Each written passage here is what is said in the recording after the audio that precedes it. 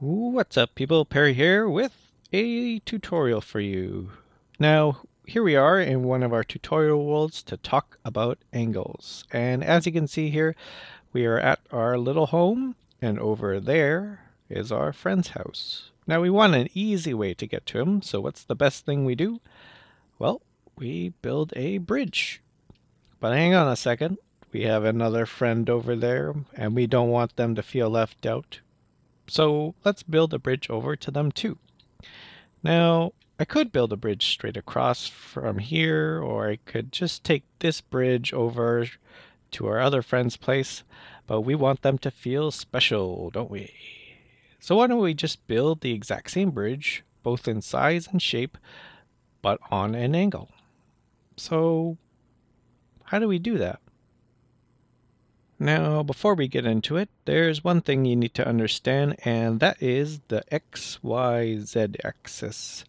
And here you can see the X, the Y, and the Z axis, or Z, depending on where you're from. We won't worry too much about the Y axis. For now, we'll just concentrate on the X and the Z axis. All right, now let's get going. So the first thing you want to do is figure out a straight line across. Now, as you can see, when we are drawing lines that are directly going across the X or the Z axis, it's really quite easy. You just place blocks. However, if you're going between 2 points that are on an angle, you have to deal with both the X and the Z axis, right? So I'm going to be honest with you, I haven't really found a way to reliably do it just using Minecraft. I'm sure there are ways to do it. I've tried dividing fractions, but for me, the best way I've found is just through trial and error. And so, how do you do that? Well, you just start by placing blocks, and you kind of figure out a pattern that works best for you. Usually the best angled lines are the ones that don't deviate too much from line to line. And so what do I mean by that? Well, let's try out a little pattern. We're going to try out a pattern of 2 and 2. So just follow along with me. So we place down 2 blocks like this. We move over. So we've placed 2 blocks like this on the x-axis. And so we want to move over 1 because that's the direction that we're traveling in the z-axis. And then we place another 2 blocks. So we just keep on going with that.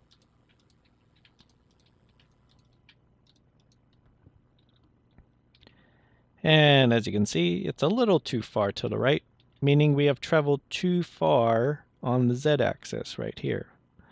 So what we need to do is we need to travel further on the x-axis, so this direction, before we can travel on the z-axis.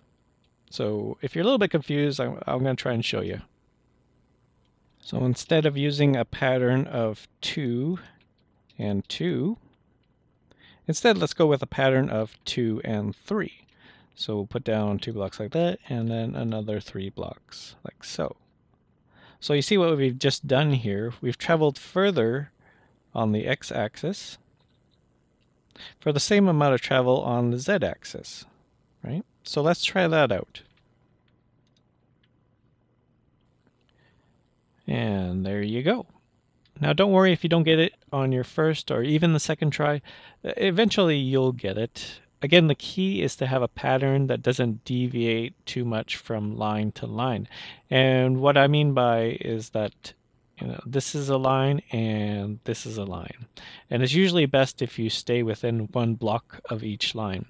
Now, I will tell you that this isn't an exact science. You won't be able to get it every time, just like how I've put it. Sometimes there will be times where you need to kind of break a rule here and there, but it's all in good fun, really. And eventually, you'll probably have to alter your design in order to make it work the way you want it to. So now that we have a line to follow, all we have to do now is follow the line and adjust the blocks as needed, right? So let's take a look. Well, it looks all right, but do you notice that it's a little bit longer? Also, the supports are no longer parallel with each other, and what I mean by that is if I just travel along this line, you notice that the supports I actually meet this one first before I meet this one, so they're no longer parallel. So what happened? We've only altered the bridge on the x-axis. We still need to alter it for the z-axis. So this is what I mean. As you can see here, I've set up the line so that we can clearly see the x-axis going from top to bottom like this, and the z-axis, right? And the green dots are the supports for where the bridge are, just to kind of give you a point to focus on. Now, here's that same bridge that we altered, but now maybe you can clearly see the issue. The x-axis is altered, but the z-axis remains unchanged. What we want is something like this. Now that both axes are changed, we can now see that the supports for the bridge are now in different locations. Well, these ones are okay, but these ones are different. Now, the last thing you have to know about is about the length of the bridge. Now, take a look at this. As you can see, we have our original length of the bridge in red, and also the length of the new angled bridge. Now, we want them to be of equal length, but as you can see, as you alter the angle, it starts to alter the length, like you see here in the green. Don't believe me? Well, here. You pause the video, get a ruler, see for yourself. But basically, what this means is that if you want to have an angled line to be the same length as it is along the axis, we have to shorten it. So, how do we do that? The best way I've found is to make a circle. Now, there are many programs that can help you with making one. I'll leave a link in the description as to where you can find one, but basically what you want to do is use the original length as a radius, so this red line right here.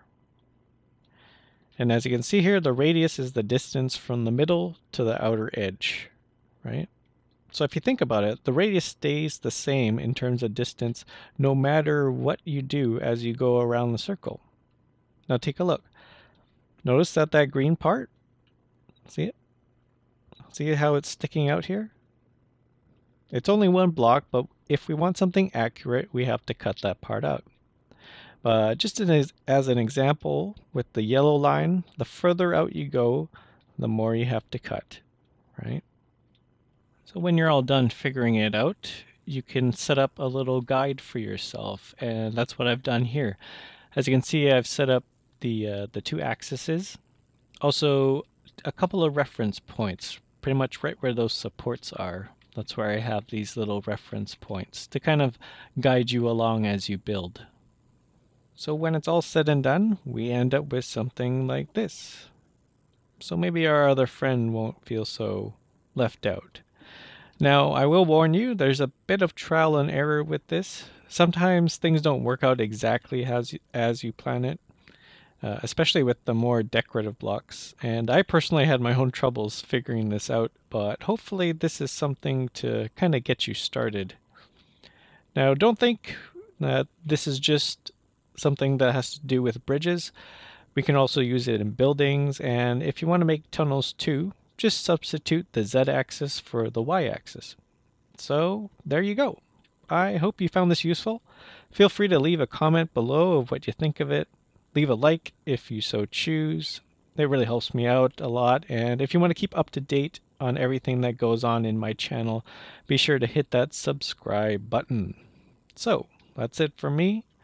Always remember, keep your head up, and I'll see you in the next one.